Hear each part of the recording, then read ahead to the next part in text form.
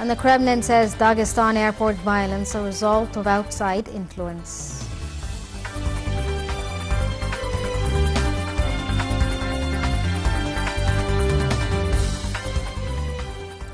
President Abdel Fattah al-Sisi held a meeting with Prime Minister Mustafa Madbouli, Interior Minister Mahmoud Tawfiq, Minister of Agriculture and Land Reclamation Al-Said Al-Qusayr, Minister of Local Development Hisham Amna, and the Governor of Kafr al-Sheikh and the Deputy Governor of Bahira.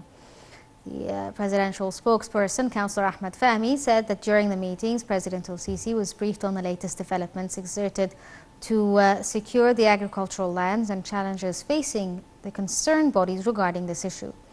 The official spokesperson pointed that the President gave directives of continuous follow-ups on the efforts of protecting the agricultural lands from violation attempts. President Abdel Fattah al-Sisi underscored Egypt's firm stance of rejecting the Israeli collective punishment policy, stressing that Egypt will never approve deporting the Palestinian people from Gaza into the Egyptian territories. This came in a phone call that President al-Sisi received from American President Joe Biden.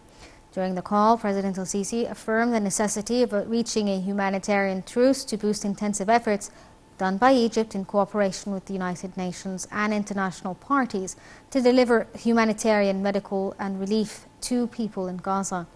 The two presidents also discussed the current situation in the Middle East and the importance that the conflict does not expand in the region. They both agreed on pushing efforts to increase the aid in a tangible and sustainable way and with quantities that meet the humanitarian needs of the people living in the Strip that are facing huge suffering. For his part, the U.S. President asserted the United States' rejection of displacing Palestinians outside their lands, expressing appreciation for the role played by Egypt and its leadership during this crisis. The International Criminal Court prosecutor Karim Khan visited the Rafah border crossing between Gaza and Egypt and said that he hoped to visit the Gaza Strip to see the suffering there while he was in the region. Khan added that the relief supplies in the Palestinians must not be held up in any way, noting that there should not be any impediments to the humanitarian relief going to the children, women and men there. Khan said civilians have rights under the international humanitarian law and that they gave rise to even criminal responsibility when those rights were curtailed under the Rome Statute, which founded the ICC. The court has been investigating possible Israeli war crimes and crimes against humanity in the occupied Palestinian territory since 2021.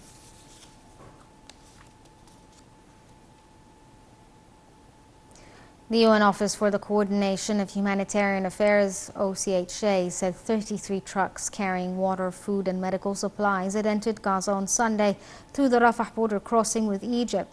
It is the largest delivery of humanitarian aid since October 21st, when limited deliveries resumed to the Gaza Strip. Aid deliveries failed to enter the Strip on Saturday due to communication blackout forced by the Israelis. OCHA said that much bigger daily deliveries were required to meet urgent needs. It called in particular for deliveries of fuel, which have been completely blocked, to operate medical equipment and water and sanitation facilities. At a press conference in Al Arish city, the Egyptian Red Crescent Society chairman in northern Sinai, Dr. Khalid Zayed, said 600 volunteers are working in the government since the crisis in the Gaza Strip began with Israeli bombardment and the blockade.